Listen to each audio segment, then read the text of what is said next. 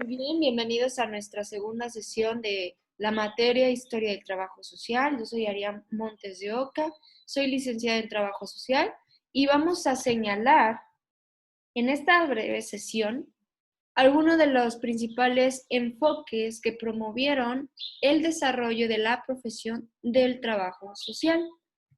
Una de ellas destaca, me adelanté mucho, destaca el cristianismo. ¿Por qué se dice que el cristianismo destaca en la promoción y desarrollo de la historia del trabajo social? Pues bueno, en esta época se asientan las bases del trabajo social. Es aquí donde se cobra mayor fuerza lo que es la ayuda al prójimo, ¿sí? Principalmente aquellas personas que carecen de alimentos, de dinero, recurso económico, de vestimenta, de casas, entre otras, ahora sí que otros factores que cubren las necesidades del ser humano, como la afectiva. Si ustedes se dan cuenta, una persona que carece de recursos humanos y está en estado de indigencia, observamos que carecen principalmente de alimentación, de hogar, de vestimenta, pues por lógica de dinero, a lo mejor, pero también de afectividad, es decir, alguien que esté preocupado por esta persona. No es por nada, pero en el Hospital General llegan muchas personas en estado de indigencia. Y hay asociaciones que reciben a este tipo de personas, que no tienen familia, que no sabemos quiénes son porque no emiten un lenguaje. Y se dificulta un poco la práctica del trabajo social. ¿Por qué? Porque en estos tiempos difícilmente te reciben a una persona en estado de indigencia sin que tú tengas una responsabilidad sobre ellos. Es decir, es difícil que el Hospital General tenga una responsabilidad por estas personas al mandarlas a un albergue, a lo mejor, ¿sí? Entonces, la carencia de afectividad también era una de las principales carencias en aquellos tiempos. Y el cristianismo fue quien asentó las bases del trabajo social, brindando el ayuda por amor al prójimo. ¿Sí recuerdan esa parte? Que vimos que quien ayudaba a las personas, pues prácticamente tenía puertas abiertas al cielo, cosa que hoy en la Biblia no dice eso. O una de las primeritas antes del cristianismo y del amor al prójimo era la asistencia social natural, ¿sí? La comunidad primitiva era quien promovía el ayuda, la satisfacción de las necesidades del hombre a través de organizaciones como tribus, ¿sí? Ellos satisfacían sus necesidades mutuamente. Generaban distintas organizaciones colectivas que en su momento podríamos ver como esta familia está aportando piel y vestimentas. Esta otra familia está aportando a la tribu bebida, o sea, es decir, agua. Esta otra familia vivienda. Esta otra familia la carne, ¿sí? Se organizaban de manera que colectiva, de cooperación, de unidad, de lucha en común, de solidaridad. ¿Para qué? Para vencer y transformar el medio donde estos se están desenvolviendo. No me imagino en aquellos tiempos, en la era del hielo, donde tenías que pues ir a cazar mamuts y para cubrirte la piel, el cuerpo, cubrir a tu familia, a tus hijos, donde no había ahora sí que materiales donde refugiarse. Yo ahorita con este frío ya me dio rinitis. Imagínense, yo no hubiera aguantado en aquellos tiempos. No, luego me hubieran, no sé, desechado. A ver si está enfermiza, ¿no? Bueno, se promovía el bienestar en esos tiempos. Otra de las primeras formas de ayuda a través de un código de normas ha sido por el rey Hammurabi. Creó un código hace más de 2000 años en Mesopotamia, estableciendo normas o reglas drásticas para el cumplimiento de las responsabilidades sociales de esa época. Se creó con el fin de disminuir la violencia entre los ciudadanos. ¿Por qué? Porque había una ley que se llama la ley de Talión. Ojo por ojo, diente por diente. Me robas mis papas, te robo tus sandías. ¿Sí? De esto, bueno, eso es algo muy sencillo de robar. Algo muy, perdón, algo muy, ahora sí que menos grave de otras cosas que se cometían en esos tiempos. ¿Qué considera usted que se cometía en esos tiempos? ¿Qué se imagina? El hecho de matar. Pues un asesinato, ¿no? ¿Un qué, perdón, Guillermo? Un asesinato, Asesinato, muy bien. un homicidio. Homicidios, muy bien, sí. Entonces, quitaban la vida, bueno, hasta la fecha lo siguen haciendo, pero no había reglas, no había normas, no había leyes. Y lo hacían así, a la libertad, ¿no? La única, ahora sí que la única culpa que ellos podían ser, más bien, ¿cómo se le puede decir?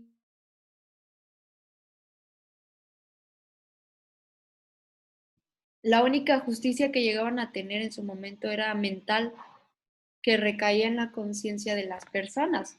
Y había en otras que no, y seguían matando. Entonces el rey empezó a regular estas conductas, porque no solamente era el homicidio, no solamente era el robar, sino también había violaciones sexuales, entre otras cosas que ahora sí que vemos, ahora que ya hay leyes que penan ese tipo de acciones, y en esos tiempos no las había. Muy bien. Ah, ya me salí.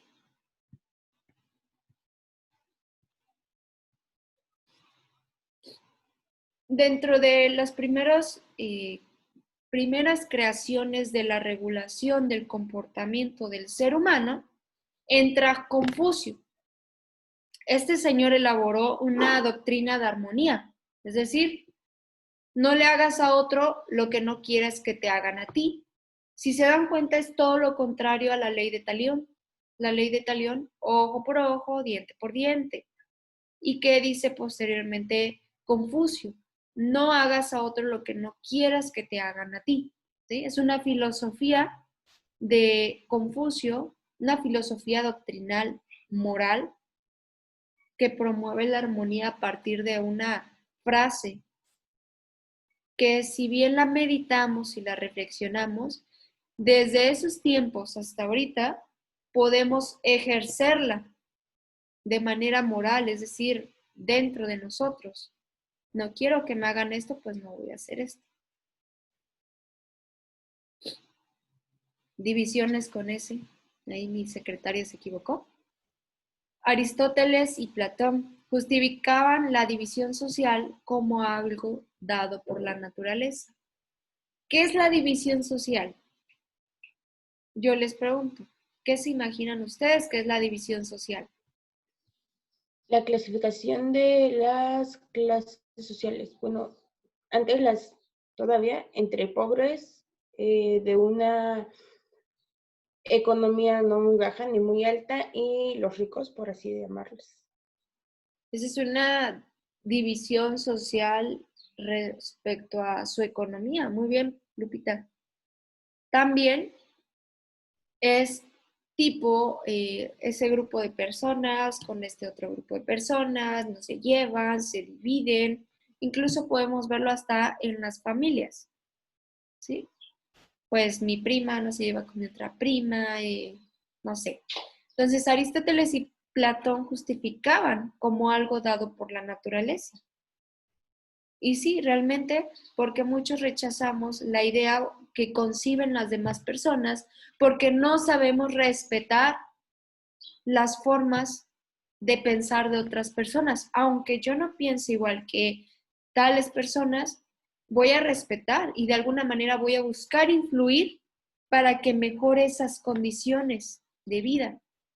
Así hasta ahorita trabajo social tiene que hacer. Nosotros tenemos que conocer el contexto cultural, el pensamiento y la forma de vivir de las personas, no con el propósito de juzgarla y señalarle en qué está mal, sino en identificar las debilidades de esas personas y generar estrategias que promuevan el desarrollo a partir de esas debilidades.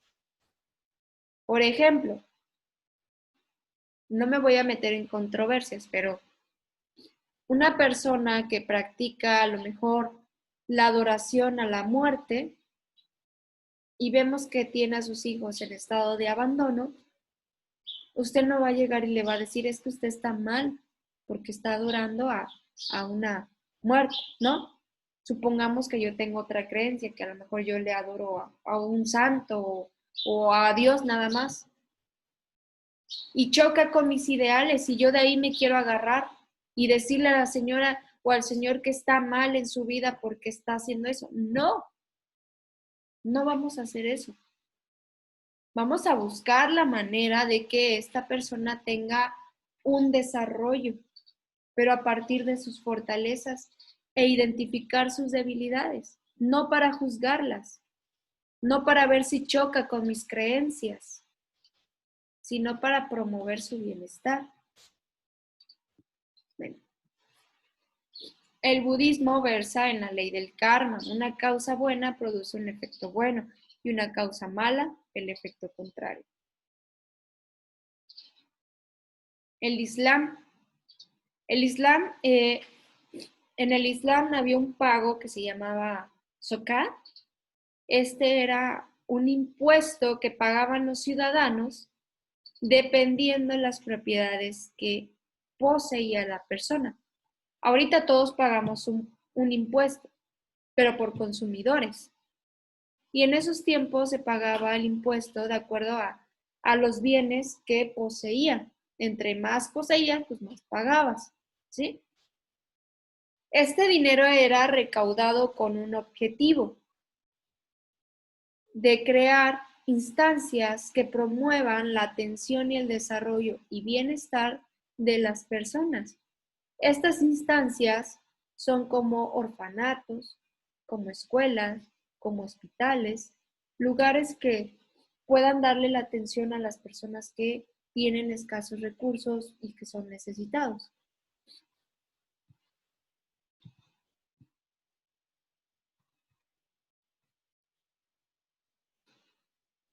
En Roma se crea un sistema alimentario denominado Nerva. El emperador Nerma buscaba ayudar a las personas más pobres de la población y asegurar para ellos y para sus hijos una buena nutrición desde su infancia. Él creía que la base y el pilar del bienestar de la sociedad parte desde la buena alimentación en la infancia. Y no vamos lejos. La mayoría de las enfermedades en los niños y cuando son adultos se generan porque en la infancia no tuvieron una buena recepción alimentaria, de vitaminas, etcétera, ¿sí? Que complemente su buen funcionamiento corporal y cognitivo, ¿sí? Es decir, su forma de pensar. Una persona desnutrida a veces no tiene ni ganas ni de levantarse. Entonces el emperador Nerma crea un sistema alimentario para las personas pobres, para sus hijos, ¿sí? Bueno, unos puntos muy importantes en la historia. En 1765, estaba prohibida la mendigación y dar limosna a los mendigos. ¿Se imaginan? ¿Se imaginan en esos tiempos que había muchísima, bueno, ahorita hay, pero en esos tiempos era más notorio y menos humano? Ahorita ya hay creación de leyes, de instancias que promueven los derechos humanos y todo eso. Y antes no. Y todavía prohibirles que les den, o prohibirnos que les diéramos limosna a los mendigos, o que nos dieran limosna a los mendigos, pues sí está complicado. Ay, ya me mormé. Hace frío. Para 1805, uno de los precursores de trabajo social, ahí pueden anotarlo si quieren, Thomas Chalmers, comenzó a organizar un grupo de personas denominada Organización Acción Asistencial. Él, Thomas Chalmers, tenía una parroquia y con apoyo de Daniel Hayter se empezó a crear en la ciudad alemana de Elberfeld esta organización de acción asistencial. ¿A quién asistían? ¿A quién se imaginan ustedes que asistían? Desde una parroquia. ¿A las personas ricas? ¿A las personas que tenían alimento, casa, recurso, vestimenta? Asistía a los más necesitados. Efectivamente, asistía a los más necesitados. Entonces, Thomas Chalmers es uno de los principales precursores de la promoción del bienestar y desarrollo social. Y si se dan cuenta, trabajo social es una profesión que mediante técnicas, herramientas, metodología, una profesión científica que promueve el bienestar y desarrollo social. Y Thomas Chalmers lo empezó a crear, pero a partir de la iglesia o el conocimiento religioso. Permítanme.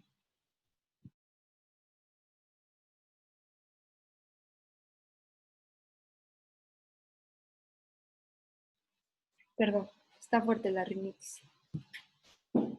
Posteriormente, en 1840, hay una revolución industrial en Alemania, donde en este periodo, donde la organización de Elberfeld toma más fuerza. ¿Qué toma más fuerza? La organización acción asistencial, proporcionando ayuda a los que quedaron desprotegidos por esta revolución. ¿Sí? Ay, me salí, esperen. En 1869 se funda en Londres la Organización de Caridad Social. En inglés sus siglas son la COS. Esto lo van a escuchar muchísimo en sus futuras materias de trabajo social.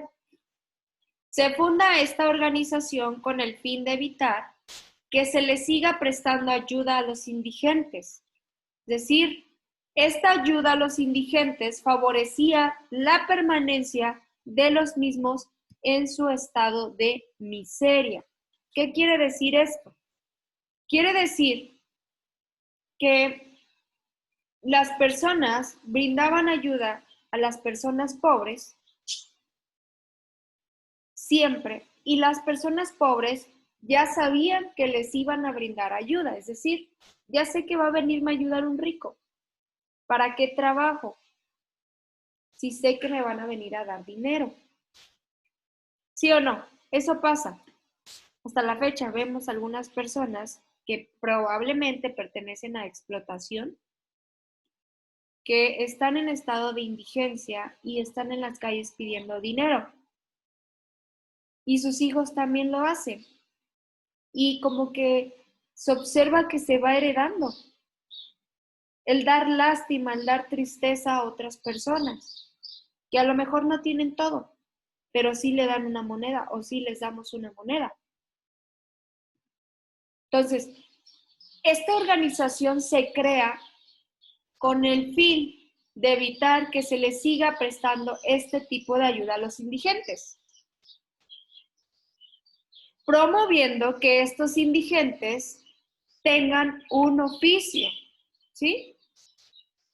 Empiecen a desarrollar y quitarse la mentalidad de pobreza, quitarse la mentalidad de indigencia, el no puedo, el no tengo, el yo no voy a lograr esto.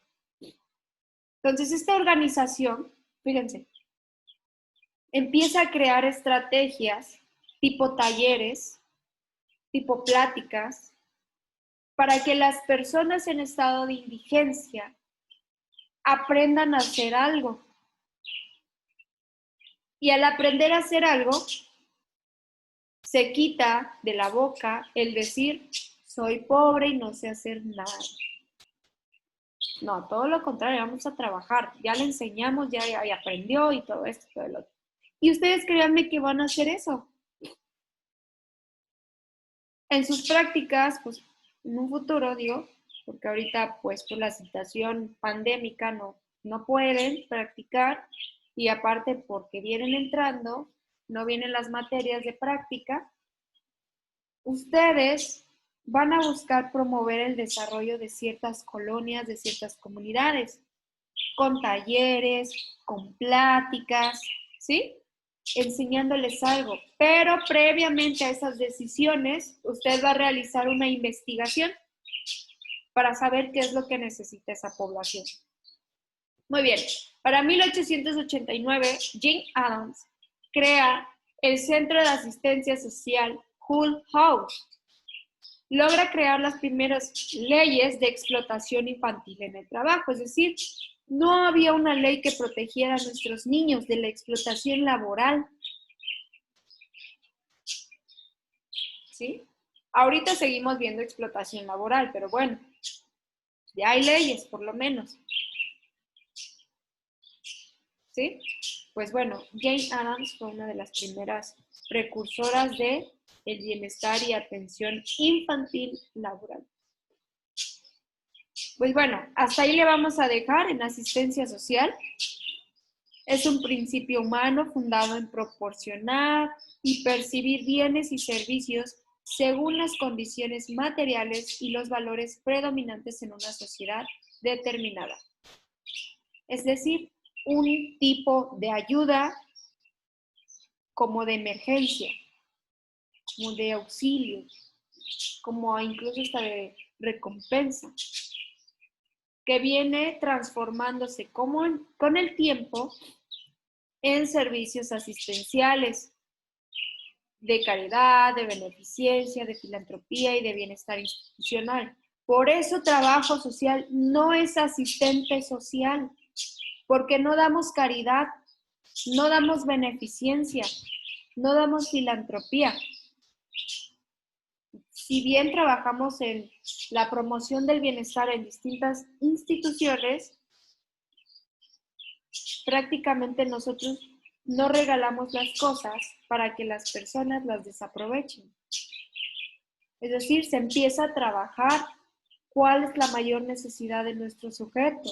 Realizamos investigaciones sobre ese sujeto, sobre su familia, sobre su contexto económico, sobre su contexto de educación, ¿sí?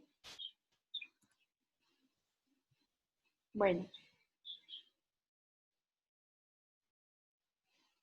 Hasta aquí la vamos a dejar, vamos a continuar con las actividades que están pendientes. Son las 8:42, de aquí a las 9, avance en trabajar como acordamos. ¿Están de acuerdo?